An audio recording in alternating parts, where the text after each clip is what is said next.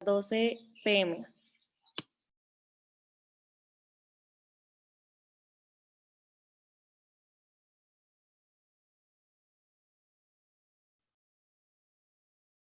Gracias.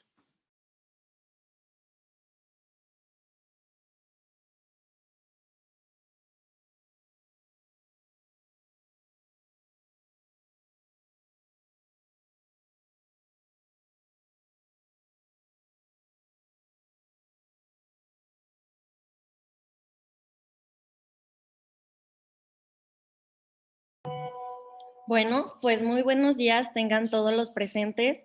La Universidad Autónoma de Guadalajara, a través de la Asociación Estudiantil de Simposios Científicos, AESI, les da la más cordial bienvenida a nuestro simposio COVID-19, la nueva realidad, y agradece su participación en nuestras actividades. Hola a todos, ¿me escuchan bien? Sí, doctora. Un segundo en lo que presentamos y ahorita te decimos para que inicies la presentación. All right. Sí, bueno, continuando con lo que decía mi compañera, cuando la situación es buena, pues hay que disfrutarla, y cuando sea mala, hay que transformarla viéndole el lado bueno, ¿ok? Cuando no se pueda transformar la situación, tú tienes que transformarte. Esta es una frase de Viktor Frankl para que pues la utilicen o puedan adaptarla a su día a día. Bueno, pues AESI, en su compromiso de brindar a los estudiantes información de calidad, verídica y actual sobre temas de medicina hacia la comunidad médica, en esta ocasión, ante la pandemia, se nos ha obligado a adaptarnos de todas las formas posibles. Como sociedad, tuvimos que reorganizar las estructuras a las que estábamos acostumbrados para tratar de continuar con nuestras actividades diarias, trabajos y estudios. Bueno, sin embargo, como sabemos, pues no ha sido muy sencillo. Aparte de todas las vidas que se han perdido y pues que la comunidad médica que ha tenido que evolucionar y pues, transformarse para darle frente a esta situación, pues este ha sido uno de los ámbitos más afectados. Y bueno, ante esta incertidumbre de la situación, por diferentes plataformas de difusión, circuló una inmensa cantidad de información que en la mayoría de los casos pues no era verídica. Y bueno, aquí nace la idea de crear este evento para responder pues las dudas, incertidumbres y dejar con certeza pues todos los aspectos de lo que es esta pandemia. Siendo las 10:06 de la mañana del día 15 de marzo del 2021, damos por iniciado nuestro simposio COVID-19, la nueva realidad. Ok, la dinámica pues va a ser resolver las dudas, inquietudes a lo largo de la plática por este chat de Zoom, para que por favor pues no hagan comentarios innecesarios durante la exposición de la doctora. Y bueno, estas mismas inquietudes serán resueltas al final de la ponencia si el tiempo nos lo permite. De lo contrario, se tendrá la posibilidad de contactarnos con los ponentes donde se programará un tiempo extra y se dará a conocer en nuestra cuenta de YouTube AESI Oficial. Bueno, tenemos el primer tema de este simposio, COVID-19 en Estados Unidos de América. Es otro panorama dado por la doctora Sandra Mancilla Fonseca, egresada de la Universidad Autónoma de Guadalajara. Y bueno, como sabemos, hace un año la vida que conocíamos pues cambió y bueno, mundialmente, no solo pues, en nuestro país. Y bueno, lo que no imaginábamos desde hace un año, pues ya es una realidad pues, permanente. Pero bueno, ¿te has preguntado cómo es la vida con pandemia en otros países? Porque no solo en México la situación es tan pues, trágica. Y bueno, precisamente la doctora en cuestión nos va a hablar de cómo se vive esta nueva normalidad en Estados Unidos. Para iniciar con nuestra primera ponencia, es un honor presentarles a la doctora Sandra Mancilla Fonseca, certificada por la Junta con licencia médica activa en el estado de Delaware. Más de 12 años de experiencia clínica en medicina comunitaria y ambulatoria. Nos expondrá el tema COVID-19 USA. Otro panorama. Adelante, doctora. Hola, buenos días. Vamos a hacer aquí el screen sharing. Muchas gracias por invitarme a esta presentación y platicarles un poquito cómo es nuestra vida acá en Estados Unidos con todo esto del COVID. Como ya dijeron, pues yo soy un médico graduado de la Universidad Autónoma de Guadalajara y tengo una práctica en medicina familiar en Delaware, que es un área, digamos, subrural de Estados Unidos en la costa este. Y pues hemos vivido muy fuerte lo que es el COVID en esta área y más adelante les voy a platicar el por qué nos dio tan duro aquí en esta área. Antes de pues, pasarles lo que es mi experiencia, vamos a hablar un poquito de los puntos que me pidieron tocar en esta conferencia. Y pues vamos a hablar un poquito de lo que es la epidemiología del COVID, cómo fue que convocaron a los médicos para ayudar con esta pandemia, cómo se organizó nuestro hospital, qué protocolos se utilizaron tanto dentro como fuera del hospital, el equipo personal de protección que utilizamos. Generalmente esto es universal, pero bueno, estos son los puntos que vamos a tocar.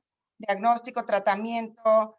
Es muy amplio todo esto del COVID, entonces vamos a tratar de enfocarnos en, pues, lo básico. Aquí vamos, lo que es la epidemiología. Me pidieron que hablara de la epidemiología aquí en Estados Unidos y pues vamos a hablar un poquito de lo que es identificar la fuente de infección, cómo se monitoriza todos estos casos. La epidemiología, parte de eso, es también estudiar el comportamiento de la enfermedad y desarrollar las guías para tratar y prevenir, más que nada, la diseminación de enfermedades. Un poquito de historia, pues, como ya todos saben, ya se marcó un año desde el diagnóstico inicial de lo que es el COVID-19, o de COVID-19, perdón.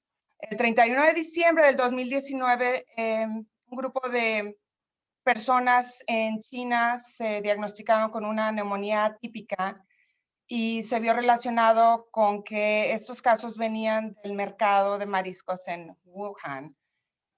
Para entonces, el 7 de enero del 2020, las autoridades de China confirmaron que esta relación era relacionada. No te estoy compartiendo. Ay, Dios mío. Aquí sí, voy. doctor. Perdón la interrupción, pero sí, para que se presente. Qué bueno que me dices porque, ok.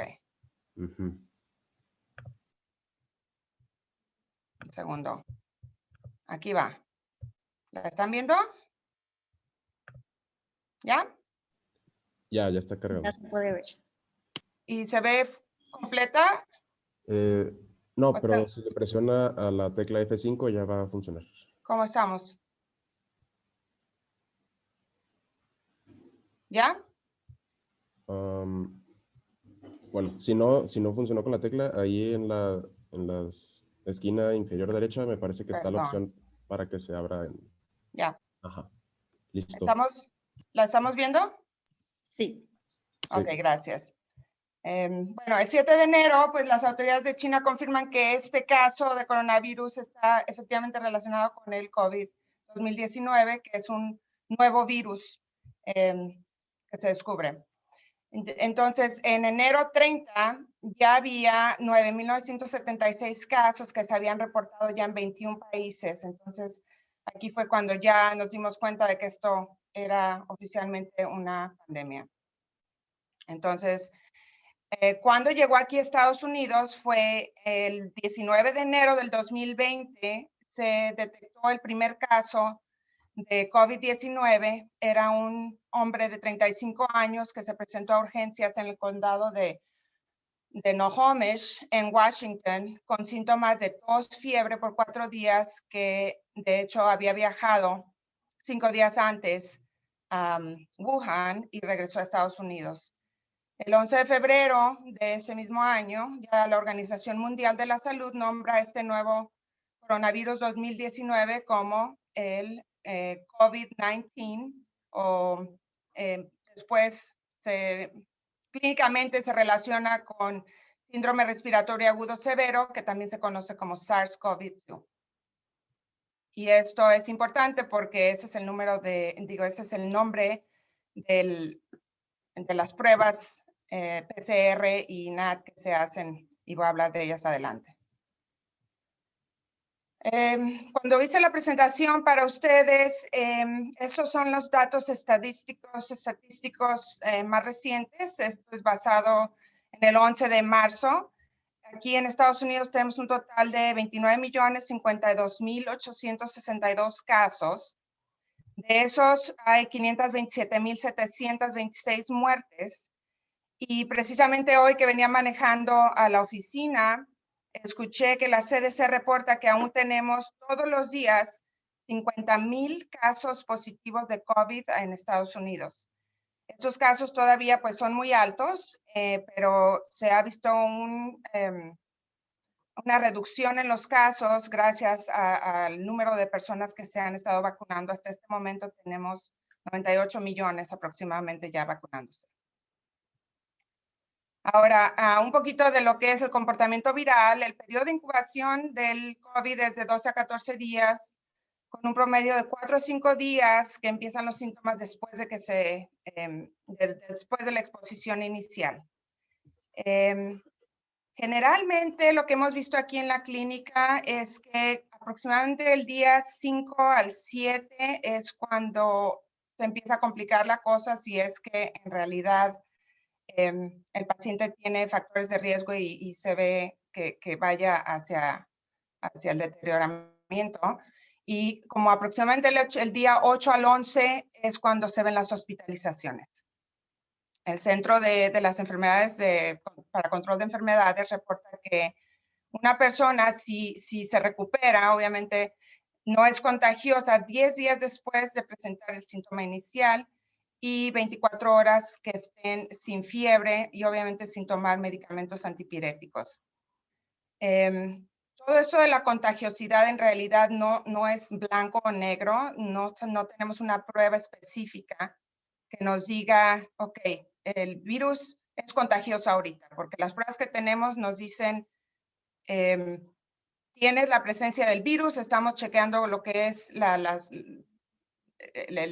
antígeno del virus, pero no podemos ver la carga viral como haríamos en hepatitis C o alguna otra enfermedad que tenemos las pruebas cuantitativas. Como dice aquí, la prueba de PCR diagnostica lo que es la presencia del virus, pero no el estado de contagiosidad. Y hasta ahorita, pues, simplemente es los días y los síntomas que la información que tenemos hasta ahorita. Ahora, ¿cómo podemos prevenir? Esto ya es probablemente universal. El prevenir la transmisión de la enfermedad es lavarse las manos regularmente con agua y jabón. Si no hay acceso a agua y jabón, estamos utilizando el gel desinfectante de manos. La mascarilla, pues ya sabemos, ya hay de todos colores y de diferentes materiales. Hay que evitar tocarse nariz, cara, ojos, cubrir estornudos y tos, mantener la distancia social, utilizar obviamente nuestros utensilios, ya sean escolares o de preferencia no compartir bebidas o platos, cucharas, etcétera. Y desinfectar todas las superficies comunes y especialmente nuestros electrónicos que traemos con nosotros todo el tiempo.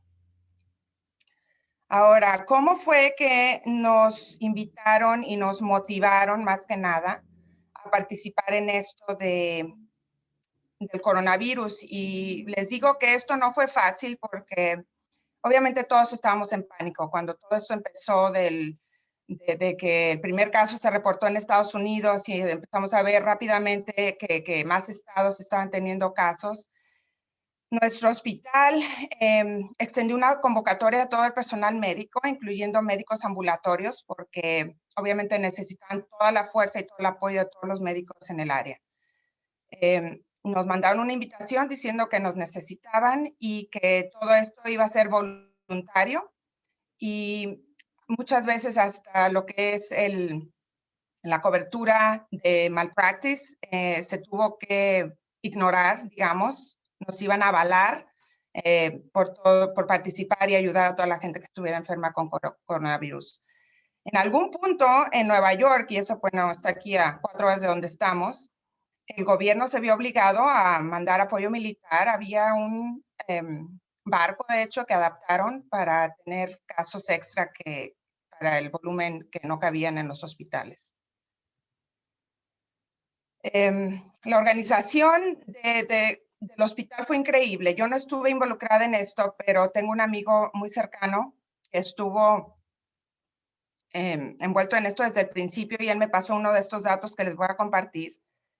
Me mandó un documento como de 80 páginas donde cubrían cada detalle de lo que era el protocolo del hospital. Desde la persona que hace la limpieza hasta el cirujano intensivista en el hospital. Entonces, fue un esfuerzo de equipo increíble. Creo que hicieron un papel bellísimo y lo respeto mucho. Y yo, bueno, tuve la oportunidad de estar ahí, no sé, unos 10 días a lo mucho en el hospital ayudando con la traducción de español, porque ese es un reto muy grande que tenemos acá también. No hay médicos bilingües. No es fácil comunicarse con los pacientes por medio de línea de teléfono de traducción. Entonces, yo cuando recibí esta convocatoria sentí un llamado y mi pasión como médico, yo creo que llegó a su clímax. Entonces, esta era mi oportunidad para compartir mi conocimiento y mi amor por la medicina. La organización, pues obviamente nos entrenaron y capacitaron para proteger al personal y que no nos enfermáramos mientras estábamos cuidando de los pacientes. Nuevas responsabilidades se asignaron dependiendo de nuestra especialidad. Por ejemplo, yo como médico familiar me entrenaron en lo que era el COVID como outpatient o como ambulatorio, y donde nos daban un cuestionario para hacer preguntas básicas al paciente y de ahí inmediatamente referir ya fuera a casa o a urgencias, dependiendo de la severidad de los síntomas del paciente. Obviamente tuvieron que prepararse para tener suficiente, ¿cómo se llama? PPE, equipo personal de protección. Y eso fue un reto muy grande porque había una deficiencia global. Todo el mundo pues esperaba protegerse, pero no había acceso a esto. Entonces, muchas veces el N95, que se supone que se usa una sola vez, teníamos que usarlo 2 o 3 veces antes de poder tirarlo. Obviamente, guantes no podíamos reutilizar, pero pues tratábamos de usarlos únicamente cuando fuera caso comprobado de COVID. Y si no, entonces lavarnos súper bien las manos con agua, jabón y debajo de las uñas, etc. Ahora, para prepararnos, digamos, para lo que fuera un aumento súbito de casos, tuvimos que imaginar cómo los íbamos a poder ver a todos los pacientes de una vez. Esperamos masas de pacientes que vinieran. Y sí, hubo varios casos donde el cuarto de emergencias estuvo saturado y teníamos 4 trailers afuera del hospital, los cuales se adaptaron con cuartos de exploración y rápida evaluación. Teníamos una enfermera, teníamos el médico de cabecera o médico primario y teníamos también gente que los guiaba si los iba a llevar al hospital o a su carro y con instrucciones qué hacer si los mandábamos a casa. La cafetería también se adaptó, pero ahí pusimos camas en caso de que tuviéramos que hospitalizar más pacientes de lo que tenía la capacidad del hospital. Y cuarto de emergencias tuvo que adaptar unas cuantas salas con presiones negativas en caso de que tuviéramos un paciente con síntomas así súper positivos, porque en ese momento todavía no teníamos las pruebas rápidas de COVID. Entonces, una vez evaluado el paciente, como ya dije, era necesario ver si lo mandamos a emergencias o al hospital. Bueno, una vez que iba a emergencias, el urgenciólogo decidía si se iba al hospital o a casa. Si se va a casa, teníamos una hoja ya impresa con instrucciones qué hacer y el médico de cabecera tenía que hacer seguimiento en 1 o 2 días para ver cuál era el estado del paciente, porque tuvimos muchos pacientes que se deterioraban muy rápido en casa. Esto ya lo mencioné, la cafetería se adaptó con 18 camas ya cuando los pacientes estaban hospitalizados, y aquí hay una idea de cómo nos entrenaron, digamos, para las labores para cubrir COVID. Médicos primarios, algunos participaron como hospitalistas y otros teníamos apoyo ambulatorio. Los cirujanos generalmente estaban en emergencias y nos ayudaban con líneas centrales. Los otorrinolaringólogos y anestesiólogos hacían las intubaciones, anestesiólogos el manejo de ventiladores, y los neumólogos más que nada en terapia intensiva. Como mencioné también anteriormente, teníamos pues reglas y guías para tener a todo el mundo seguro en el hospital. Entonces tuvimos que depender de poner seguridad en las puertas de entrada. Solo había 2 puntos para entrar al hospital, y una vez que se entraba al hospital teníamos que tener cubrebocas. Generalmente se prefería el N95, pero cuando no teníamos N95, la máscara quirúrgica era requerida. Una vez dentro del hospital, por ejemplo, cuando a mí me tocó ver pacientes con COVID, entrábamos por lo que era la zona de los lockers, donde nos cambiábamos a una pijama quirúrgica, teníamos que traer cubrezapatos, y ahí sí ya poníamos mascarilla, gogles, guantes, etcétera. Para salir del COVID también había todo un video que teníamos que seguir para entender cómo quitarnos esa bata. A la hora de quitarla, no tocar nada por dentro, y los guantes se quitaban al final. No sacudirla por el miedo de aerosolización del COVID.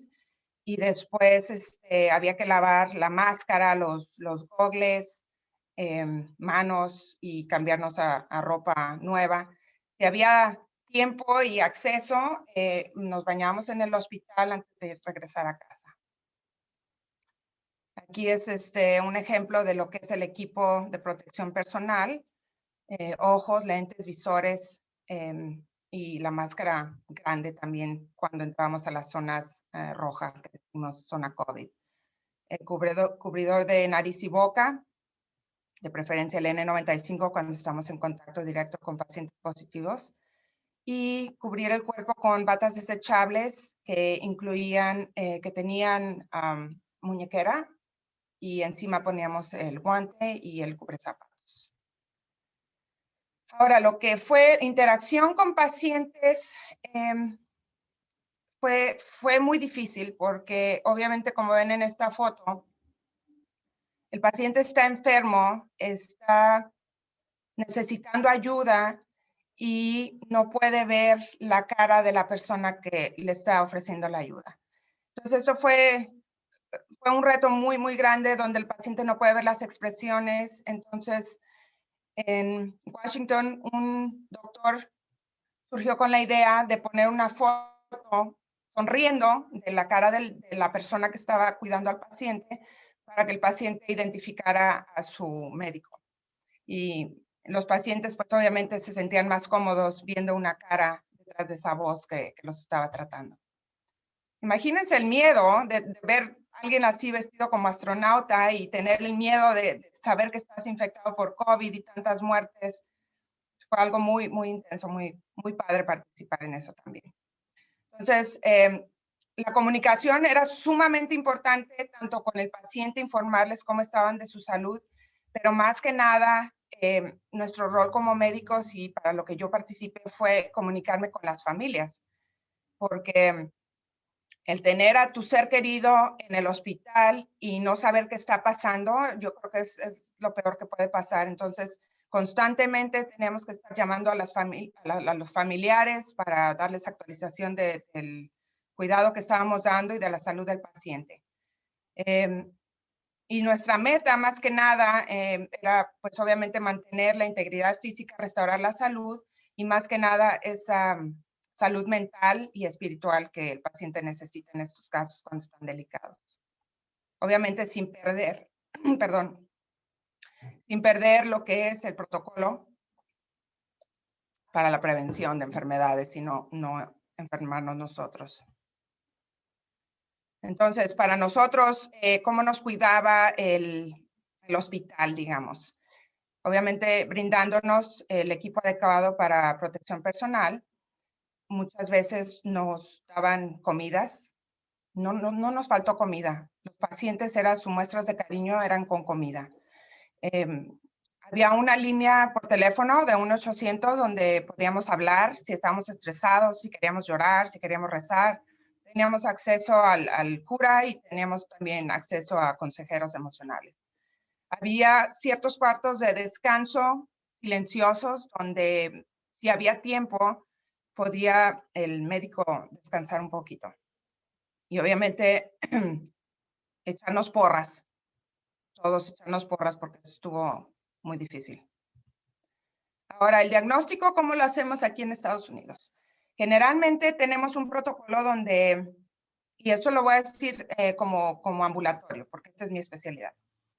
Generalmente empieza todo por una llamada telefónica donde nuestro personal o nuestras secretarias contestan y están entrenadas para hacer un cuestionario clínico, donde el paciente, si tiene síntomas clínicos, entonces nos llaman directamente a nosotros, al médico, y vamos a ver si el paciente ha estado en contacto más de 15 minutos y tiene riesgo de infectarse.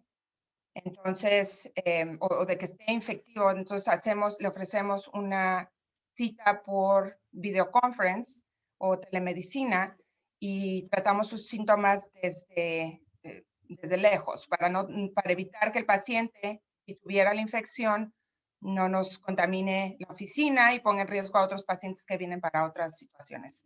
Igual para proteger al personal que tenemos aquí, a nuestras enfermeras. Ay, Dios. ¿Qué hice? Ok. Ahora, las pruebas de laboratorio que conocemos ahorita, tenemos el SARS-CoV-PCR, que es la reacción de cadena en polimerasa. Esta detecta material genético del virus. Generalmente este toma de 2 a 3 días. Antes tomaba hasta una semana cuando había tanta demanda por esta prueba. Ahora toma 2 a 3 días y detecta la materia genética. Esta es la prueba que están pidiendo para viajar internacionalmente. Y tenemos también la otra prueba que es la NAT, que es el ácido nucleico amplificada, y detecta las proteínas específicas de la superficie del virus. Esto es para detectar lo que es el COVID. Una vez que ya tenemos el paciente con el diagnóstico, otras pruebas de laboratorio que son útiles son la biometría hemática, donde buscamos la cuenta de linfocitos, generalmente es baja. La proteína C reactiva, que es un marcador inflamatorio, generalmente está elevada. Hemos visto afectada la función hepática y renal. Y también chequeamos lo que es el nitrógeno de urea sérico y gases arteriales en caso de que el paciente esté hospitalizado. Si el paciente no es hospitalizado, con un oxímetro de pulso es suficiente, y si el paciente baja de 90%, entonces ya consideramos que está deteriorando y hay que tomar otra acción. Otros marcadores inflamatorios, estos ya generalmente los usamos si el paciente está en emergencias o en el hospital. Son marcadores inflamatorios como la interleucina 6, prolactina sérica, ferritina sérica, deshidrogenasa láctica, el dímero D, que no sé si ustedes lo utilizan allá en México, pero aquí es muy útil. Es una sustancia que, si está elevada, sugiere que hay riesgo de coagulación. Y la troponina, como sabemos, puede estar elevada en caso de que esté afectando el músculo cardíaco. Ahora, estudios radiológicos, pues la placa de tórax es inicial, y si vemos ciertos, digamos, hallazgos de atelectasias o congestión, entonces podemos seguir a lo que sería la tomografía axial de tórax, donde lo clásico del COVID es una infiltración multilobular o neumonitis. Ahora, esto es lo que, como quien dice, me toca a mí como médico familiar. Es generalmente tratamiento ambulatorio, y recomendamos que estén descansando en casa. El descanso preferimos que sea boca abajo, porque se ha visto que hay menos riesgo de acúmulo de secreciones y complicaciones por neumonía. También hay que motivar al paciente que haga ejercicios respiratorios y aislamiento, obviamente, eso ya lo sabemos, 14 días o 10 días y 24 horas sin fiebre. Hidratación es sumamente importante. Generalmente los pacientes pues, presentan fiebre y la fiebre pone en riesgo al paciente de deshidratación. Y obviamente monitorizar los síntomas. Para el control de fiebre recomendamos el paracetamol, acá lo llamamos acetaminofén, pero si esto no es suficiente, se puede utilizar cualquier tipo de antiinflamatorio no esteroideo, como el ibuprofeno o el naproxeno. Ahora, la vitamina C, el zinc, la vitamina E, hay ciertos estudios que dicen que puede ayudar a mantener el sistema inmune sano. Entonces, también lo recomendamos. Ahora, si el paciente tiene asma, está teniendo un poquito de dificultad respiratoria y acostumbra a usar lo que es el albuterol por nebulizaciones, estamos recomendando que el paciente no utilice nebulizaciones durante el tiempo que esté enfermo con COVID por el miedo de aerosolizar lo que sería el virus. Entonces es preferible hacer el tratamiento de albuterol por medio de la pompita. ¿Qué más? Anticoagulantes, generalmente si el paciente ya está tomando algún tipo de anticoagulante, lo tiene que continuar. Si no, no es indicado como tratamiento ambulatorio. Ahora, si tenemos pacientes que tienen tratamiento inmunosupresivo por cualquier razón, hay que consultar al especialista para ver si es adecuado suspenderlo mientras esté enfermo o continuarlo. Ahora, otras medidas que se hacen en casa, baño por separado, mantener distancia, continuar la higiene, digamos, o la etiqueta cuando uno está enfermo de taparse la boca y nariz cuando estornuda o tose, lavarse las manos y desinfectar superficies comunes para evitar que se enfermen nuestros seres queridos. Ahora, tratamiento ambulatorio también es muy amplio y siempre estamos aprendiendo y te dicen una cosa así, luego no. Entonces, esto es lo que hasta ahorita la FDA ha aprobado. Generalmente la ivermectina, el 23 de febrero de este año, o sea, un año después, finalmente la FDA autorizó el uso de la ivermectina como medicamento de emergencia para pacientes con COVID fuera del hospital, con síntomas ligeros a moderados, pero con riesgo de que empeore su situación. Todavía pues hay muchos estudios basándose en esto de la ivermectina, pero los estudios in vitro demuestran que la ivermectina inhibe la replicación del virus. La dosis, pues todavía no tuve tiempo, de hecho, de decirles cuál es exactamente la dosis, pero es algo prometedor. Ahora, otro hallado, algo muy fuerte que hemos visto aquí con anticuerpos monoclonales, se ha visto muy buena respuesta. La FDA ha autorizado el uso de estos anticuerpos monoclonales como tratamiento ambulatorio para disminuir el riesgo de hospitalizaciones.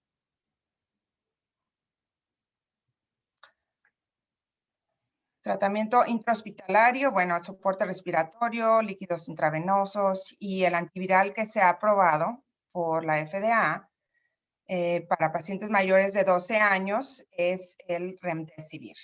El Remdesivir fue creado originalmente para combatir el virus del ébola y lo autorizó la FDA como uso de emergencia en octubre del 2020. Ahora también cuando el paciente está en el hospital, entonces anticoagulantes como la enoxaparina o la heparina, y en ciertos casos el plasma convaleciente, que es el plasma de pacientes que presentaron la enfermedad por COVID y se recuperaron, se ha visto que es prometedora y recupera pacientes delicados. Ahora, el uso de la hidroxicloroquina o la cloroquina fue revocado en pacientes hospitalizados. Y también el uso ambulatorio no está indicado hasta ahorita. La dexametasona por 17 a 10 días se ha demostrado que ayuda a personas hospitalizadas a disminuir complicaciones severas. Y en marzo del 2021, el CDC actualizó las guías de tratamiento a pacientes hospitalizados y recomienda el uso de tocilizumab, que es un antagonista de la interleucina. Eso vimos que es un marcador inflamatorio y la dosis está por ahí.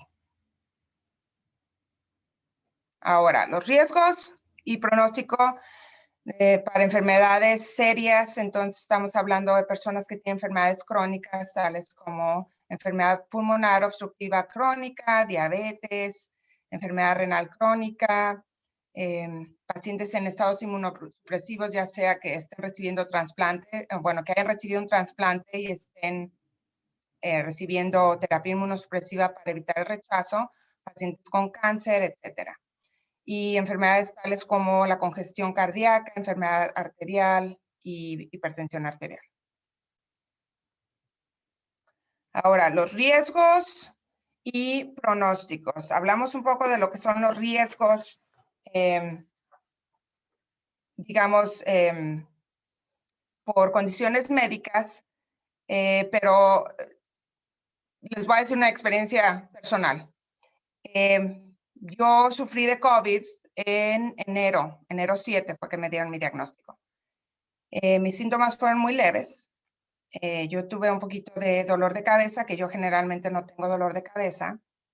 Empecé con un poco de dolor de garganta y debido a que obviamente estoy viendo pacientes y demás, decidí hacerme la prueba para proteger generalmente mis pacientes y mi personal aquí.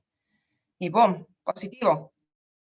Entonces, empecé todo lo que les platiqué, aislamiento, etcétera, etcétera. Mi hija salió positiva y ella tiene 15 años, es nadadora, no fuma, no tiene ninguna condición crónica, no toma medicamentos. Lo único que estaba tomando era espironolactona y anticonceptivo porque sufre de acné. Se hizo la prueba al mismo tiempo, le dieron el diagnóstico al día siguiente y estábamos bien. Ella sufrió un poquito de fiebre, pero como les platiqué, el pronóstico de la enfermedad, como el día 4 o 5, sus fiebres fueron muy altas y se complicó y terminó en hospital. Entonces, no podemos de verdad saber si en realidad los factores de riesgo están ahí, ¿sí? Pero gente sana también sufre y se complica. Ahora, esta clasificación vista fue desarrollada por científicos en Shanghái, China, y esto predice certeramente el índice de mortalidad en 90 días en pacientes que han sido hospitalizados. Por ejemplo, si vemos infiltración multilobular en la tomografía axial, se le dan 5 puntos. Si hay linfopenia en la biometría hemática, se dan 4 puntos. Si hay una coinfección bacteriana, entonces se le dan 4 puntos. Gente fumadora recibe 3 puntos. Si eran exfumadores, son 2 puntos. Hipertensión, 2 puntos. Mayores de 60 años, 2 puntos. Cuando se suman todos estos factores de riesgo, si tenemos un número de 0 a 11, se considera de bajo riesgo. Y más de 12, pues alto riesgo y mal pronóstico. Otros factores que contribuyen al pronóstico del paciente son los marcadores inflamatorios, plaquetas, ferritina, etcétera, etcétera. Entonces, bueno, esto es lo que culmina mi presentación. Aquí les paso un poquito de fotos reales de nuestro personal en el hospital. Muy emotivo. Aquí tenemos un médico platicando con su enfermera, usando todo su equipo de personal, protección personal. Estos son nuestros héroes, son nuestros pulmonólogos o neumólogos que trabajaron durísimo durante esta temporada. nuestras enfermeras, nuestro personal en general. Esto ya es más reciente cuando están aplicando las vacunas. También, como les digo, retroalimentación y el chequearnos y todo eso para seguir adelante. Este es un kit que le dieron a las enfermeras para hand sanitizer o gel antibacteriano y crema, porque las manos también se nos acaban de tanto gel.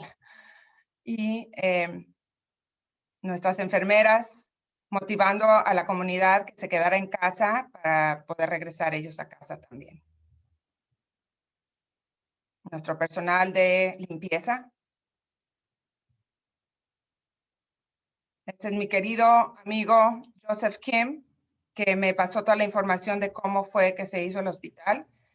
Él está llevando a uno de sus pacientes su helado favorito. Esto es en terapia intensiva cuando se está extubando a algún paciente. Y cuando extubamos a un paciente que ha sobrevivido COVID, todo el mundo celebra con ellos y el hospital toca una canción, Here Comes the Sun. Espero les haya gustado mi presentación. Cualquier pregunta, ya sea que me la pasen por WhatsApp o puedo contestar cualquier preguntita por aquí. Gracias.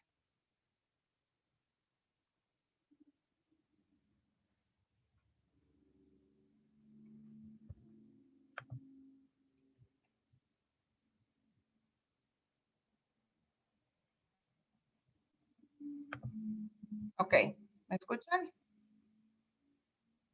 ¿Alguna pregunta?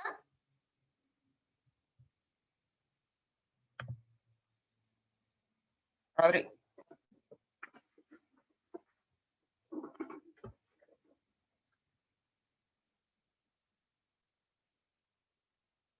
Ahora,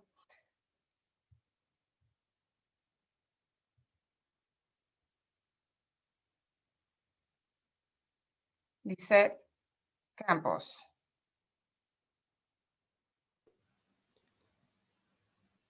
Listo. Bueno, pues teníamos un pequeño detalle con los micrófonos, pero ya se pudo resolver. Pues muchas gracias, doctora. Queríamos agradecerle por su exposición, pues bastante informativa y padre conocer el panorama pues en otro país. Digo, sin embargo, como ya, o sea, muchas veces pues aquí vemos de que día a día en México y tal, pero pues ver esta perspectiva pues también es muy bueno. Entonces queríamos pues pasar a la ronda de preguntas, ya sea pues las realizadas por los asistentes. Aquí si gustan comentarlo en el chat, alguna duda que tengan, o bien por nuestras páginas en Instagram. Les damos de que un minuto si requieren realizar alguna pregunta por aquí. Bueno, mientras tenemos preguntas, algo que no les platiqué es que aquí tenemos una población muy densa de latinos y haitianos y ellos trabajan en las granjas avícolas. Entonces, se vio muy duro la infección por COVID en estas granjas porque trabajaban uno encima de otro y cuando alguien se contagiaba, teníamos 30 pacientes enfermos a la vez. Entonces ahí fue cuando vimos el aumento súbito de casos y pues eran trabajadores de primera línea, entonces el no tener acceso a alimentos fue algo muy intenso en esta área, pero no tuvimos mucha mortalidad, se trataron bien los pacientes, que son jóvenes y sin muchas complicaciones.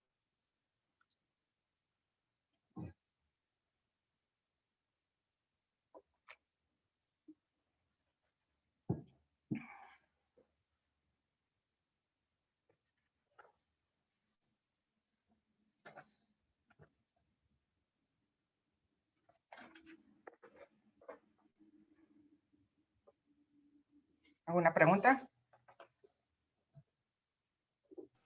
Ya, bueno, la primera pregunta que nos dejan aquí en el chat sería respecto a la ivermectina. Comentan que si se puede utilizar de manera profiláctica o es solamente ya con el diagnóstico confirmado. Bueno, hay estudios con el tratamiento de ivermectina. La FDA la aprobó como tratamiento ambulatorio, pero no se ha autorizado como tratamiento profiláctico debido al alto riesgo de toxicidad y efectos secundarios. Ok, interesante. Ahora mi compañera va a decir una siguiente pregunta. Bueno, pues nos preguntan que si una vez intubado un paciente con COVID, ¿es fácil que salga de esta situación? El pronóstico es, de hecho, en el pronóstico que les di, los factores de riesgo, generalmente, si el paciente está intubado por más de 7 a 10 días, es un poco difícil, pero como vimos, hemos tenido éxito y sí pueden salir adelante. Todo depende de sus factores de riesgo y la clasificación que encontremos por medio del MUSPATA. Ok, bueno, también otra pregunta que nos dejan por aquí. Hablando de fisiología, ¿por qué es que se da este mejor pronóstico cuando un paciente intubado se coloca boca abajo? Bueno, se dice que hay menos riesgo de acúmulo de secreciones en las bases pulmonares cuando el paciente está boca abajo, la terapia pulmonar y demás. Muy bien.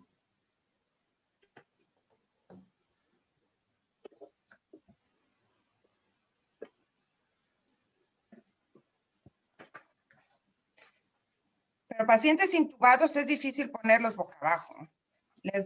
Los mueven de un lado a otro. Como les digo, yo no estuve generalmente en hospital, pero sí definitivamente hay evidencia y hay datos de que es el mejor pronóstico cuando el paciente puede estar boca abajo. Doctora, también nos preguntan que si el uso de la vitamina D es útil como profiláctico. Bueno, profiláctico, no exactamente profiláctico, pero sí hay ciertos estudios que dicen que la vitamina D, el zinc y la vitamina C ayudan como a mantener tu sistema inmune y obviamente teniendo un sistema inmunológico fuerte y sano, va a ser menos probable de que la enfermedad de que adquieran la enfermedad. Entonces, la palabra profiláctico no creo que es adecuada, pero sí ayuda a que el sistema inmune esté competente en caso de que se presente el virus.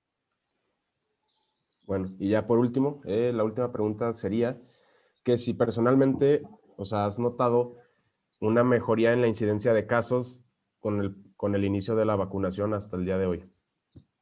Hemos visto, esta es mi experiencia personal, hemos visto casos positivos menos complicados. Desde que empezó todo esto de la pandemia, ya sea por el uso de las vitaminas, como mencionamos, el no tocarse tanto la cara y repítame la pregunta porque me estoy desviando.